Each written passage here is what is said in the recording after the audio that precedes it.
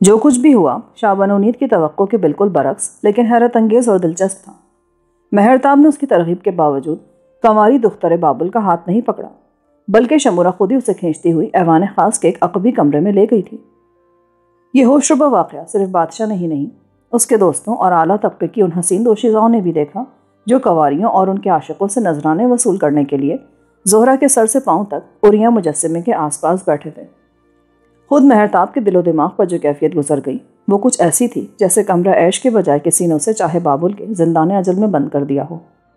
شاہ بنونید اسے دختر بابل سے شادی کے لیے آمادہ کر رہا تھا، مگر ایرانی شہنشاہ نے فی الحال شادی کی اجازت نہیں دی تھی، کیونکہ مہرتاب بابل میں تنہا تھا اور شادی کے نتائج خطرناک ہو سکتے تھے۔ شمورہ نے جذبات کی رو میں جس حسین غلطی کا ارتکاب کیا اس پر دماغ سنسنا کے رہ گیا۔ دروازہ بند ہونے کے بعد ذرا ہوش سنبھلے تو پریشان سے لہجے میں بولا، تم نے بادشاہ پر واضح کر دیا کہ میں ہی وہ آدمی ہوں جس سے تمہیں دلچسپی ہے؟ شمورہ کے ہونٹوں پر ایک دل نواز سی مسکراہٹ بکھر گئی۔ مہرتاب، جو بات آج کل میں ظاہر ہونے والی ہے اسے چھپانے سے کیا فائدہ؟ اگر آج نہیں تو کل سب لوگ جان ہی لیں گے کہ تم ہمارے کیا ہو۔ مگر میرا تمہارا تعلق ابھی کسی پر ظاہر نہیں ہونا چاہیے، میں نے تمہیں کچھ دن انتظار کرنے کے لیے کہا تھا۔ وہ پھر مسکرائی، ہم ضرور انتظار کرتے، مگر تمہیں باغات معلقہ میں دیکھ کر ہمارے پاؤں تلے زمین نکل گئی۔ جشن زہرہ کی رات یہاں کسی مرد کی موجودگی کا ایک ہی مطلب ہوتا ہے، اور جشن زہرہ میں کسی کنواری کی موجودگی کا مطلب کیا ہوتا ہے، خواہ وہ دختر بابل ہی کیوں نہ ہو؟ اس سوال نے شمورہ کو پریشان کر دیا۔ اپنی صفائی پیش کرنے لگی۔ پدر محترم نے پہلی مرتبہ ہم سے جشن میں شمولیت کا وعدہ لیا، مگر ہم نے وضاحت کر دی تھی کہ اگر کسی نے ہمارا ہاتھ پکڑ لیا تو ہم اس کے ساتھ حجلہ عیش میں نہیں جائیں گے، جس پر بادشاہ نے بتایا کہ قانون بابل صرف لڑکی کی مرضی کو اہمیت دیتا ہے اور کوئی شخص اسے مجبور نہیں کر سکتا، اس لیے ہم بے خوف چلے آئے۔ پھر مجھے بھی بادشاہ نے مدعو کیا اور پیغام بھیجا کہ غیر حاضری کا کوئی عذر قبول نہیں ہوگا۔ کیوں؟ شمورہ کی دلچسپی بڑھی۔ بادشاہ نے مجھے خاص مقصد کے لیے طلب کیا تھا۔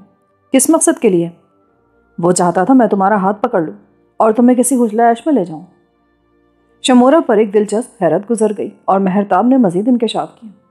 بادشاہ نے کہا تھا اگر میں جشن زہرہ میں تمہارا ہاتھ پکڑ لوں گا تو یہ میری طرف سے شادی کا پیغام ہوگا، اور وہ دیکھنا چاہتا تھا کہ تم مجھ سے ہاتھ چھڑاتی ہو یا مجھے قبول کرتی ہو۔ شمورہ فرت حیرت سے اچھل کر کھڑی ہو گئی۔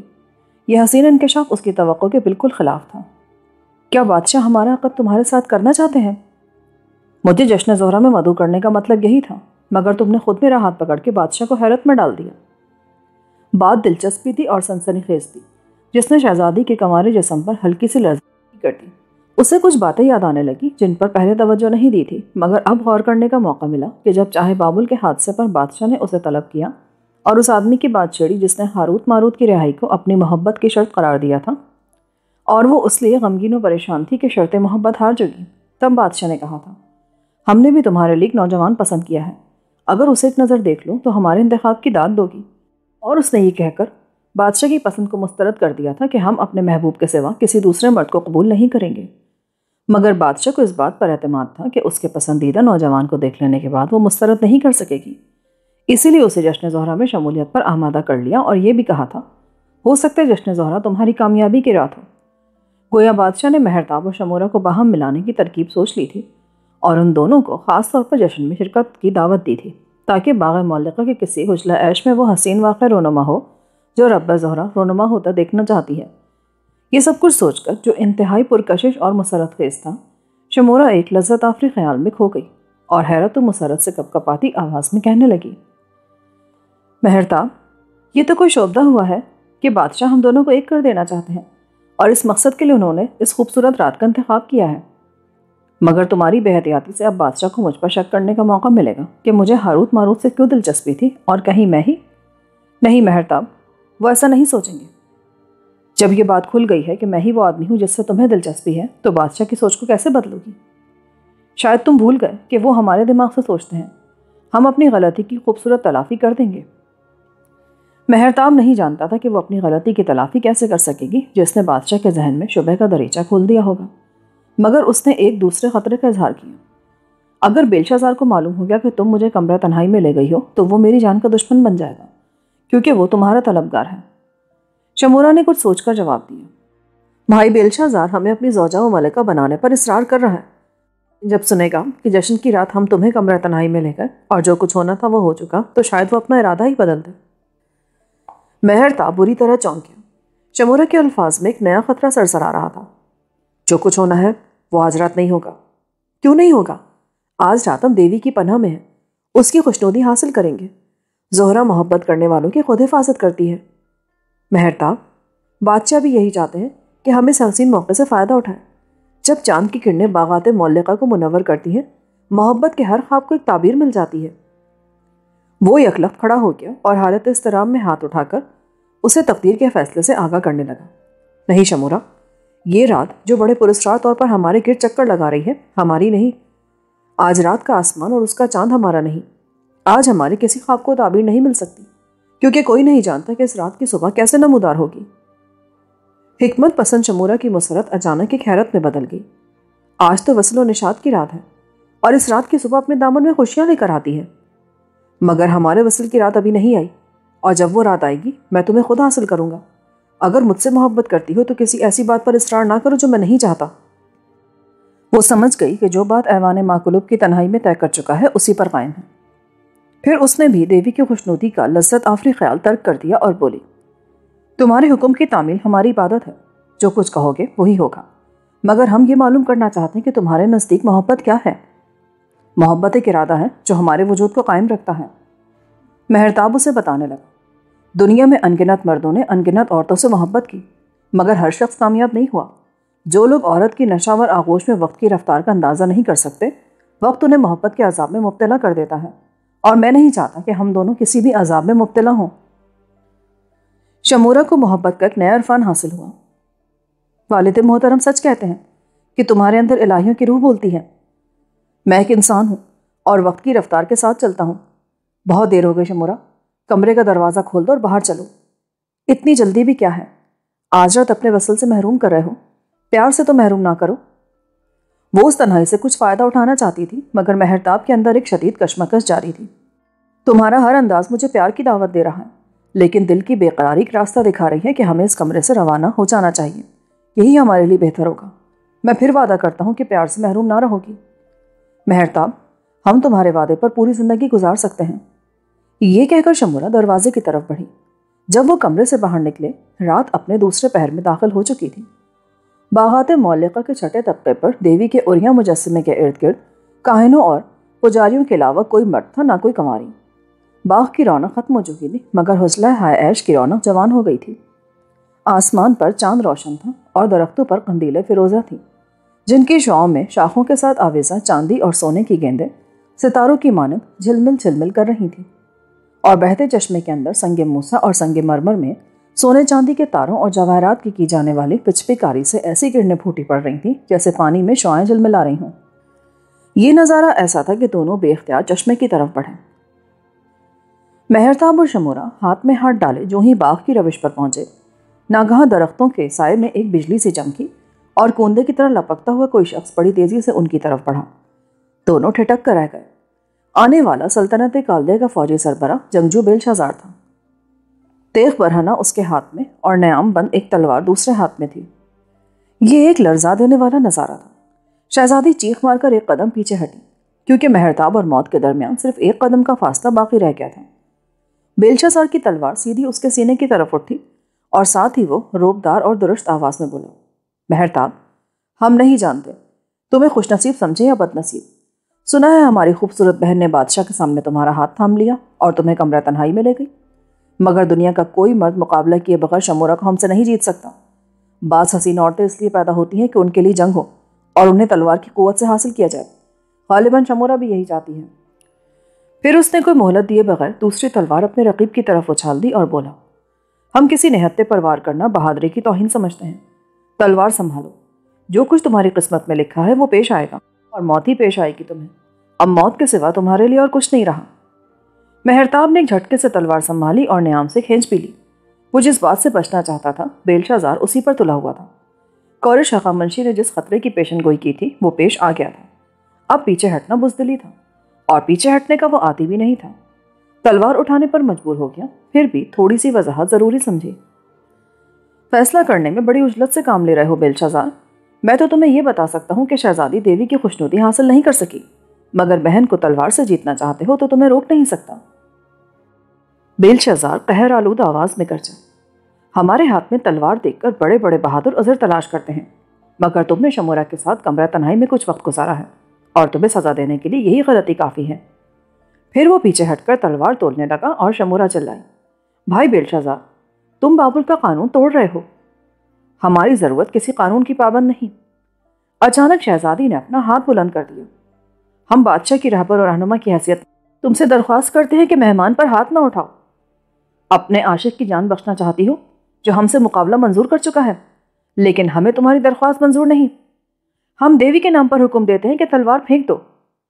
ہم تمہارا حکم بھی اسی وقت مانیں گے جب زوجہ و ملکہ بن کر ہمارے پہلو میں بیٹھو گی اور ہمیں اپنے ساتھ تنہائی کا موقع دو گی۔ شمورا تڑپ کر پیچھے ہٹ گئی اور بیلشازار نے اسے انکار سمجھ کر تلوار کا بھرپور وار کیا، جسے مہرتاب نے پوری مہارت سے تلوار پر روکا اور چھٹے حلقے کے پرکیف سناٹے میں آبدار لوہے کی لرزا دینے والی جھنکار دور تک گونجتی چلی گئی۔ یہ ایک انہونا واقعہ تھا، کیونکہ جشن زہرہ کی تقریب پر ان نرنگے زمانہ باغات میں دوشیزگان بابل کے دل فریب قہقہے کھنکتے تھے، سریلی آوازیں چھنکتی تھیں، حسین مسکراہٹیں بکھرتی تھیں، سنسنی خیز آہٹیں اور لذت آفریں سسکیاں سنائی دیتی تھیں۔ یہی وجہ تھی کہ دیوی کے عریاں مجسمے کے آس پاس بیٹھے کاہن پروہت حیرت زدہ سے اٹھے اور اس روش کی طرف بھاگے جہاں ایک عورت کے لیے دو مردوں کے درمیان مقابلہ شروع ہو گیا تھا۔ حالانکہ جشن زہرہ پر اس قسم کے مقابلوں کی اجازت نہیں تھی، یہاں تو ساری دوشیزائیں، سارے مرد صرف رب زہرہ کی خوشنودی حاصل کرنے آتے تھے اور کسی کو یہ اختیار نہ تھا کہ وہ لڑکی کے لیے کسی رقیب سے جھگڑا موڑ لے۔ لیکن بیلشازار نے یہ اصول توڑا اور مہرتاب پر تلوار اٹھائی تھی۔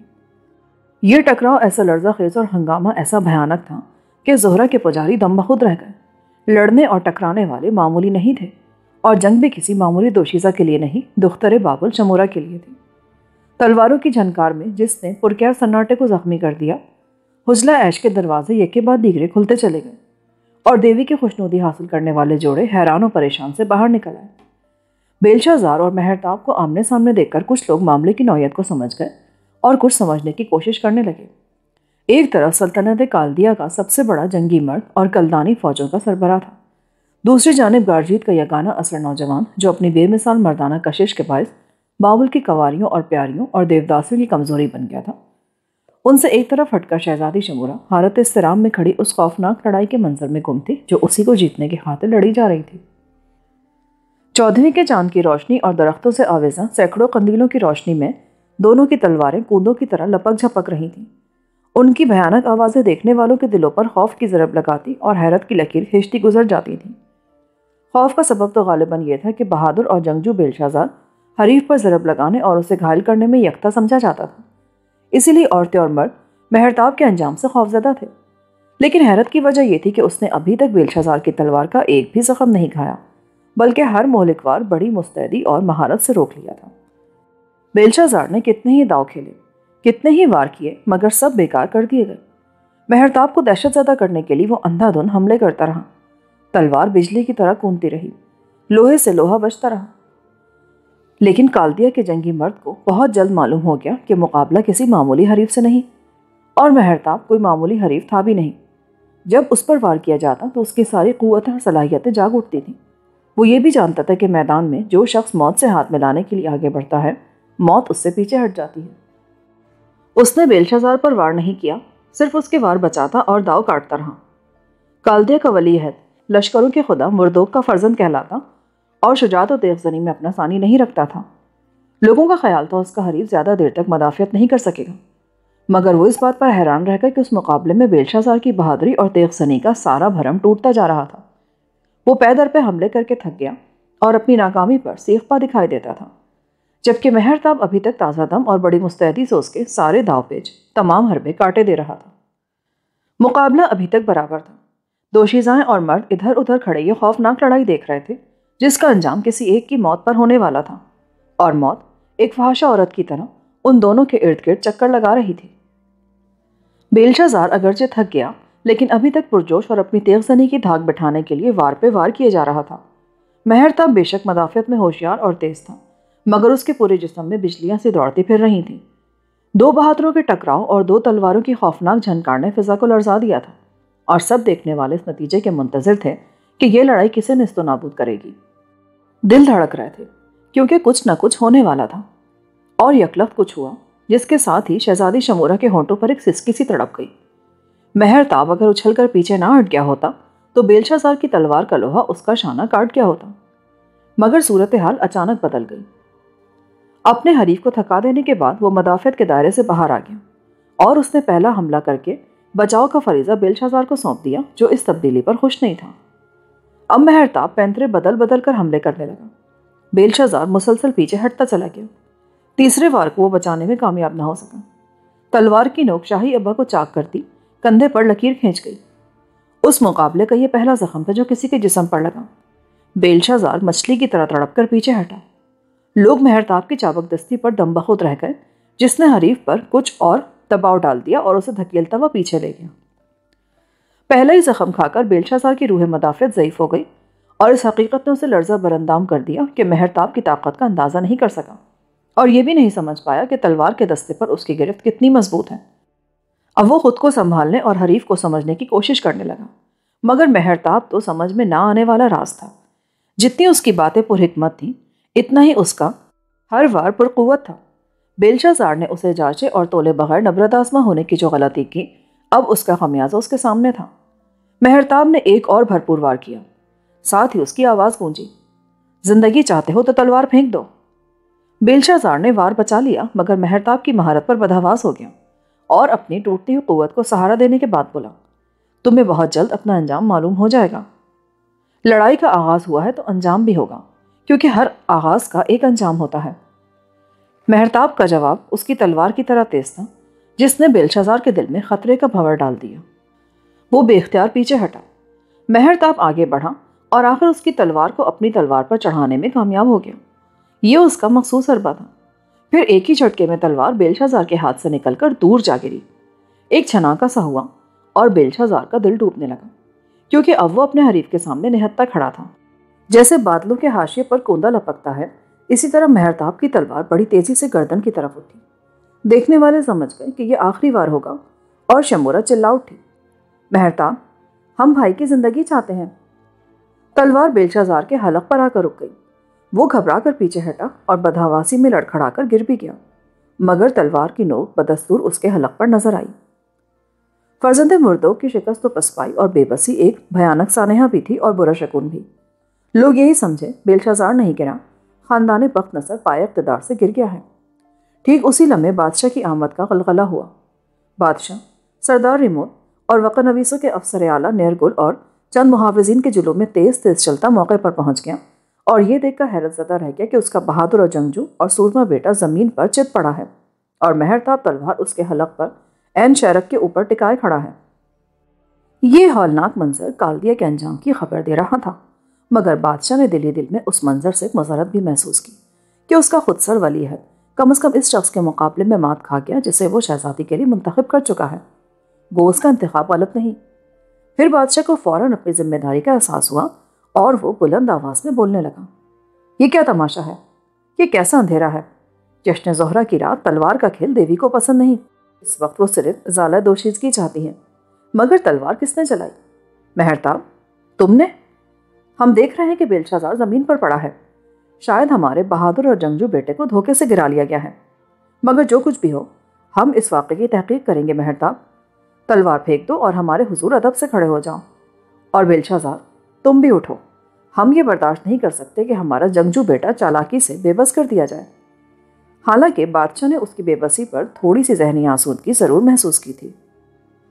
مہرتاب نے تلوار حلق سے ہٹا لی، مگر پھینکی نہیں۔ اس اثنا میں بادشاہ شہزادی شمورہ کی طرف متوجہ ہو گیا۔ جانب پدر شمورہ، تمہاری موجودگی میں ہمیں کسی سے کچھ پوچھنے، کچھ سننے کی ضرورت نہیں۔ آج رات تم مہرتاب کی رفیق تنہائی تھی۔ تمہیں بہتر معلوم ہوگا کہ یہ ناخوشگوار واقعہ کیوں اور کیسے رونما ہوا۔ لڑائی کا آغاز کس نے کیا؟ تلوار کس نے اٹھائی؟ نیرگل واقعے کی روداد لکھتا جا رہا تھا تاکہ اسے دفتر شاہی میں محفوظ کیا جا سکے۔ شہزادی نے پہلا بیان دیا، پدر محترم، ہمیں اس حادثے کا گمان بھی نہیں تھا۔ جب ہم مہرتاب کے ساتھ کمرہ تنہائی سے نکلے، بھائی بیلشا زار ہمیں دیکھ کر مشتعل ہو گئے اور مہرتاب کو مقابلے کی دعوت دی۔ ان کے بقول ہم بھی یہی چاہتے تھے کہ ہمارے لیے جنگ ہو اور جو مرد ہمیں جیت لے گا اسی کا ہم پر اختیار ہوگا۔ آپ کی رہبر و رہنما کی حیثیت میں ہم نے بیلشازار کو جھگڑے سے باز رہنے اور تلوار پھینک دینے کے لیے کہا، مگر بھائی نے ہمارا کہا نہیں مانا اور ہمیں جیتنے کے لیے تلوار اٹھائی۔ کیوں رب زہرا کے کاہنوں، تم بھی ہماری آواز سن رہے تھے، سب کچھ دیکھ رہے تھے، اگر ہم نے کچھ غلط کہا ہے تو ہمارے بیان کی تردید کرو۔ بادشاہ کے حکم پر زہرا کے کاہن اور پروہت آگے کو آئے اور سب نے سر جھکا کر شہزادی کے بیان کی تصدیق کی۔ بڑا کاہن عرض گزار ہوا، خداوند، آج جو کچھ ہوا پہلے کبھی نہیں ہوا تھا۔ جشن زہرا کی رات کوئی بھی مرد کسی کنواری کا ہاتھ پکڑ سکتا اور اسے حجلہ عیش میں لے جا سکتا ہے، خواہ وہ شہزادی ہی کیوں نہ ہو۔ دیوی نے یہ حق صرف لڑکی کو دیا ہے کہ وہ کسی ایسے مرد کے ساتھ جانے سے انکار کر دے جسے پسند نہ کرتی ہو، لیکن مرد خواہ ولی عہد یا بادشاہ ہی کیوں نہ ہو، یہ اختیار نہیں کہ وہ کسی لڑکی کو اپنے پسندیدہ مرد کے ساتھ جانے سے روک دے۔ مگر آج دیوی کے فرمان کی توہین ہوئی ہے۔ میرو دیج بیلشازار کلدانی لشکروں کے سربراہ اور فرزند مردوک اور جنگجو ہیں، مگر ربہ زہرا کی برہمی نے ان کی طاقت سلب کر لی اور انہیں اپنے حریف کے سامنے پسپا ہونا پڑا، کیونکہ دیوی اپنی خوشنودی میں مداخلت گوارا نہیں کرتی۔ بڑے کاہن نے بیلشازار کی شکست و پسپائی کا مذہبی جواز مہیا کر کے ایک سنسنی پیدا کر دی۔ لوگ اس استدلال پر چونک گئے۔ خود بیلشازار بھی دیوی کی ناراضگی کے خیال سے گھبرا گیا، کیونکہ کاہنوں میں دین عقد کا حامی مشہور تھا۔ پھر بھی یہ استدلال کسی قدر تسکین کا باعث ثابت ہوا کہ اس کی شکست و ناکامی میں مہرتاب کی قوت بازو کا نہیں بلکہ زہرا کی ناراضگی کا دخل ہے، اور اگر مقابلہ جشن زہرا پر نہ ہوتا تو جیت اسی کی ہوتی۔ بادشاہ نے بھی کاہن کی بات توجہ سے سنی اور سوچا، بیٹے کی دلجوئی کرنے کا اچھا موقع ہے۔ اس نے کاہن کی طرف انگلی اٹھائی، تم ٹھیک کہتے ہو، ہمارے بہادر اور جری بیٹے کو کسی انسانی طاقت نے نہیں، دیوی کی مخفی قوت نے پسپا کیا ہے جو اس سے ناراض ہو گئی۔ بیلشازار، ہم تمہیں مشورہ دیں گے کہ کل ہیکل زہرا میں جا کر دیوی کے حضور نظر پیش کرو تاکہ وہ خوش ہو۔ بیلشازار نے زبان کی بجائے سر کے اشارے سے اپنی غلطی کا اعتراف کیا۔ اسے ہیکل زہرا میں جا کر نظر دینے کا مشورہ پسند آیا۔ شاہ بنو نید اس مقابلے سے فائدہ اٹھا کر جو مہرتاب کے حق میں ختم ہوا، دل کی بات زبان پر لے آیا اور شمورا سے مخاطب ہوا، کیا مقابلہ تمہیں جیتنے کے لیے ہوا تھا؟ بھائی بیلشازار نے یہی کہا تھا کہ وہ ہمیں تلوار کی طاقت سے جیتنا چاہتے ہیں۔ کیوں بیلشازار؟ ولی عہد کو موقع مل گیا کہ اپنی شکست کی تمام ذمہ داری دیوی پر ڈال دے۔ اس نے جواب دیا، خوبصورت عورت کی خاطر مردوں میں ہمیشہ جنگ ہوئی ہے۔ ہم بھی شمورا کو جیتنا چاہتے تھے، مگر مقابلے کے لیے غلطی سے جشن کی رات کا انتخاب کر لیا اور دیوی کی قوت ہمارے خلاف صرف ہوئی، تو ہار جیت کا فیصلہ ہو گیا۔ اب تمہیں اپنی بہن کا خیال ترک کر دینا چاہیے۔ نہیں، ہم شمورا کے لیے ایک بار پھر مقابلہ کریں گے، لیکن وہ مقابلہ ربہ زہرا کی مرضی کے خلاف ہوگا۔ ہم دیوی کے کاہنوں اور پروہتوں سے پوچھتے ہیں کہ وہ کیا کہتے ہیں۔ ربہ زہرا کا شمار ان 7 ستاروں میں ہوتا تھا جنہیں شاہ یوسفر کے عہد میں طریق الوہیت کیا گیا، مگر ہم نے اس کے لیے دیوی کا لفظ بھی استعمال کیا ہے، کیونکہ اردو میں گاڈس یا گاڈ ہیڈ دونوں کے لیے دیوی کا لفظ استعمال ہوتا ہے، حالانکہ معنوی اعتبار سے دیوی اور ربہ میں فرق ہے۔ بڑے کاہن نے اپنے ساتھیوں سے کچھ خسر پسر کی، پھر کہنے لگا، عالی جاں، دیوی کے کاہن اور پروہت یہ کہتے ہیں کہ جب شہزادی شمورا نے مہرتاب کو اپنا رفیق تنہائی منتخب کر لیا تو دونوں دیوی کی پناہ میں آ گئے۔ پھر مہرتاب نے ولی عہد سے مقابلہ بھی جیت لیا اور یہ جیت زہرا کی مہربانی سے ہوئی۔ گویا دیوی یہی چاہتی ہے کہ اب دختر بابل مہرتاب کی زوجہ بنے۔ یہ سنتے ہی بادشاہ نے بیٹے کی طرف دیکھا، بیلشازار، ہم چاہتے ہیں تم بھی دیوی کے فیصلے کو تسلیم کرو اور مہرتاب سے دوستی کا ہاتھ ملاؤ۔ شمورا کا اشارہ پاتے ہی مہرتاب نے تلوار پھینک دی اور آگے بڑھ کر اپنے حریف کی طرف دوستی کا ہاتھ بڑھایا۔ دیکھنے والوں کو مہرتاب کا یہ رویہ اچھا لگا کہ وہ جیت کر بھی دوستی کا طلبگار ہے، مگر بیلشازار نے اس کی دوستی کا ہاتھ مسترد کر دیا اور بڑے تکبر سے بولا، ابھی ہم تمہاری موت اور اپنی بہن کی لگن سے دستبردار نہیں ہوئے، صرف دیوی نے تمہاری زندگی میں چند دنوں کا اضافہ کر دیا ہے۔ یہ کہہ کر وہ غصے سے پلٹا اور ایک طرف نکلتا چلا گیا، شاید باغات معلقہ سے رخصت ہو رہا تھا۔ اس نے بادشاہ کی مرضی، کاہنوں، پروہتوں کی رائے اور دیوی کے فیصلے کو ٹھکرا دیا اور شمورا پر اپنا حق باقی رکھا تھا۔ بادشاہ کے لیے یہ بہترین موقع تھا کہ اپنے خود سر اور سرکش بیٹے کے خلاف زہرا کے پجاریوں اور ان عمائدین سلطنت کی حمایت کرے جو جشن زہرا پر مدعو تھے۔ وہ بلند آواز میں وقع نویسوں کے سردار سے مخاطب ہوا، نیرگل، یہ بات لکھی جائے اور دفتر شاہی میں محفوظ رہے کہ بیلشازار نے زہرا الاسما کے فیصلے سے انکار کر دیا اور ہمارے دوستوں اور دیوی کے کاہنوں کے روبرو ہماری توہین کی۔ نیرگل کا ہاتھ جلدی جلدی حرکت کرنے لگا کیونکہ وہ تنہا تھا۔ پھر بادشاہ اعلیٰ طبقے کی دوشیزاؤں اور اپنے دوستوں سے معذرت کے لہجے میں بولا، ہمیں افسوس ہے تمہارے وصل و نشاط کی کچھ ساعتیں کم ہو گئیں، مگر اس بات کی خوشی ہے کہ آج ایک مرد نے ہماری تنہائی پسند بیٹی کو جیت لیا۔ اب ہم تمہاری خوشیوں کے لمحے مزید کم نہیں کریں گے۔ یہ کہہ کر وہ شہزادی، مہرتاب، ریموت، نیرگل اور محافظوں کی میت میں ایوان خاص کی طرف ہو لیا۔ حسین دوشیزائیں اور ان کے ساتھی مرد دیوی کی خوشنودی حاصل کرنے کے لیے اپنے اپنے حجلوں میں لوٹنے لگے، اور کاہن، پروہت پھر زہرہ کے مجسمے کے ارد گرد جمع ہو گئے۔ انہیں ساری رات دیوی کے قدموں میں بیٹھنا اور وہ چڑھاوے وصول کرنا تھے جو دوشیزائیں اپنی پہلی اور دوسری مسرت کے بعد دیوی کے حضور پیش کرتی تھیں۔ شاہ بنو نیند بیٹی کے ہمراہ ایوان خاص میں چلا گیا، لیکن ریموت نے مہرتاب کو چند لمحوں کے لیے دروازے پر روک لیا اور سرگوشیانہ لہجے میں بولا، عشق زہرہ جمال سے کرتے ہو، جیت شہزادی شمورہ کو رہو، قسمت تم پر مہربان معلوم ہوتی ہے۔ مہرتاب نے الفاظ پر غور کیا مگر سمجھ نہ سکا کہ ریموت نے طنز کیا ہے یا اس کی نیرنگی قسمت پر حیران ہے۔ کچھ سوچ کر جواب دیا، حسن جہاں بھی ہو مجھے اپنی طرف کھینچ لیتا ہے۔ مہرتاب، میں نہیں جانتا یہ سچ ہے یا جھوٹ، مگر کچھ لوگ کہتے ہیں کہ عورت جس مرد کو برباد کرنا چاہتی ہے اس سے محبت کرتی ہے۔ غالباً ریموت کو اشارہ دے رہا تھا، لیکن مہرتاب کا ذہن کسی اور سوچ میں گم تھا۔ وہ بولا، عورت دفتر خفیہ کا حل کرنے والا عقدہ نہیں، عورت کو سمجھنا پوری کائنات کے اسرار کو سمجھنے سے بھی زیادہ مشکل ہے۔ ریموت نے بحث میں الجھنے کے بجائے بات کھولنے کی کوشش کی۔ شاید تم نہیں جانتے کہ آج کیا کر بیٹھے ہو، اور جو کچھ کر بیٹھے ہو اس کا نتیجہ کیا ہوگا۔ میں نتیجے کی پرواہ نہیں کرتا سردار ریموت، جو کچھ ہو چکا تم نے دیکھ لیا، جو کچھ ہوگا وہ بھی دیکھ لو گے۔ تمہیں ایک مشورہ دوں؟ ریموت نے اس کے جواب کا انتظار کیے بغیر پھر کہا، خود کو محفوظ کرنے کی کوشش کرو۔ مہرتاب سمجھا شاید اسے بیلشازار کی طاقت سے وہ خوفزدہ کر رہا ہے، مگر دوسرے لمحے ریموت نے اس کے بازو پر عین اس جگہ ہاتھ رکھ دیا جہاں بازو بند کا نشان تھا۔ تمہارا بازو بند کہاں ہے؟ کیا میرے بازو بند کے متعلق معلومات حاصل کرنا بھی تمہارے فرائض میں شامل ہے؟ اس سوال کے جواب میں پراسرار ریموت نے ایک حیرت انگیز انکشاف کیا۔ جس رات فدیمہ کسبی کو زندہ یا مردہ سولی سے غائب کر دیا گیا تھا، اس رات سولی کے پاس ایک بازو بند پڑا ملا تھا اور دفتر خفیہ کو اس کے مالک کی تلاش ہے۔ یہ کہہ کر ریموت نے اس کے دوسرے بازو پر نظر ڈالی، وہ بھی خالی تھا، اور وہ چپ چاپ آگے بڑھ گیا۔ لیکن مہرتاب کے دل و دماغ پر ایک زلزلہ سا چھوڑ گیا۔ اس نے اپنا ایک بازو بند اجمی غلام اکتانہ کے ہاتھ شہزادی شمورہ کو بطور نشانی بھیج دیا، اور دوسرا کہیں بازو سے ٹوٹ کر گر گیا تھا جس پر اس نے کوئی توجہ نہیں دی تھی، مگر ریموت کے لرزہ خیز انکشاف نے ایک سکتے کی سی کیفیت اس پہ طاری کر دی، کیونکہ رات کے اندھیرے میں اپنے پیچھے ایک نشان چھوڑ کر آیا تھا جو اسے برباد کر سکتا تھا۔ اس وقت جب دروازے پر مہرتاب اور ریموت کے مابین یہ گفتگو ہو رہی تھی، ایوان خاص کے اندر بادشاہ اور شہزادی کے درمیان بھی ایک مکالمہ جاری تھا، اور باپ بیٹی سے کہہ رہا تھا، ہم نے دیکھتے ہی مہرتاب کو تمہارے لیے پسند کر لیا تھا، اور آج صرف تمہاری خاطر اسے جشن زہرہ میں مدعو کیا تاکہ تم بھی ہمارے انتخاب کو دیکھ لو۔ اب اس کے بارے میں تمہاری رائے معلوم کرنا چاہتے ہیں۔ حسین شمورہ کے ہونٹوں پر ہلکی سی مسکراہٹ آ گئی۔ ہم نے بھی اسے اپنے لیے پسند کر لیا ہے۔ ہم جانتے تھے تم اس خوش جمال کو پسند کرو گی، کیونکہ اس کے الفاظ میں حکمت، جسم میں کشش اور بازوؤں میں طاقت ہے، مگر ہم بھائی بیلشازار سے خطرہ محسوس کرتے ہیں۔ وہ ابھی تک ہمارے حسن پر فریفتہ اور ہمیں اپنی زوجہ ملکہ بنانے پر تلا ہوا ہے۔